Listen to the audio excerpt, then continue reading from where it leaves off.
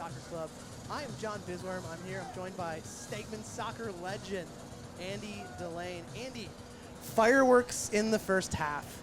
Let's talk a little bit about just our general first half thoughts. What did you see in the first half? You know, I thought it was a slow start by the Crows. You know, like we talked about, Med City definitely pressed. And I think we just, the one simple lapse, we didn't press out to the top of the 18.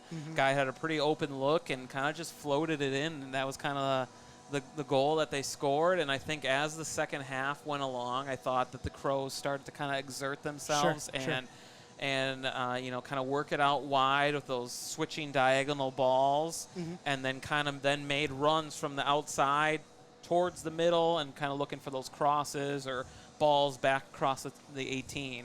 So what I saw in the first half, outside of Neil Cassidy, the head coach at Med City, getting sent off for something he said to the referees, but outside of what we saw there, I think that the main thing to take away from it was that the composure for the Crows after getting scored on, was still there.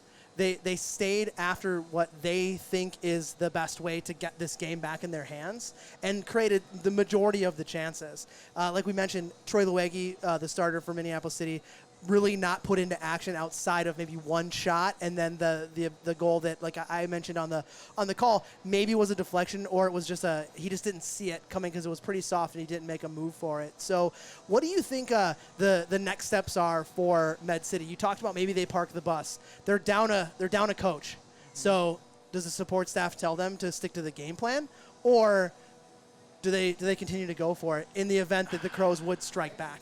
You know, I really just think that if I was in the position, I would be telling them, yes, we can still press, but it's going to be a more contained press. Like, let's drop, let's defend our own half, and let's really make sure that they're not able to play those easy balls from the midfield out to the wings. Really kind of make those passes difficult.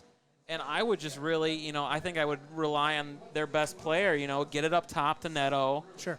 Use them as a safety valve. See if you can hold the ball up, and then if you can, kind of controlled moving forward. But I think I would just kind of sit back, and I think as the half goes on, I think you'll slowly kind of see them continue to move back and just really kind of put numbers back. Well, they were organically starting to do that after the red card. So, I mean, you saw it, so maybe it's an increased effort into it. Where the players are starting to hit the field here. So why don't we end on what do you think the Crows do?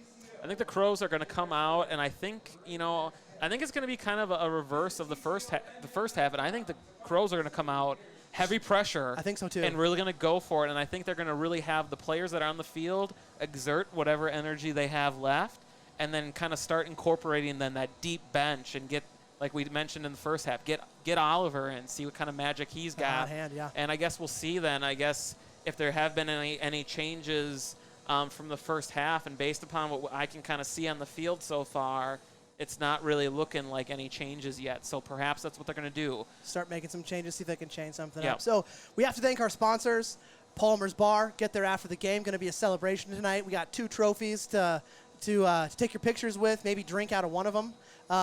We have Jack and O's Pizza, and we have Summit Brewing Company. Well, and don't forget Twin Cities Orthopedic as well. Yep, Twin Cities Orthopedics. It's Twin City Orthopedic night tonight. And then we'll end it with Ride with 2 I's. Download the Ride app, put in the code SOCCER19, and get $1 kicked back to the Crows. So as the players here are getting their last-minute instructions, I think you're right, Nate. I think that there's going to be a concerted effort by the Crows to amp up things this half.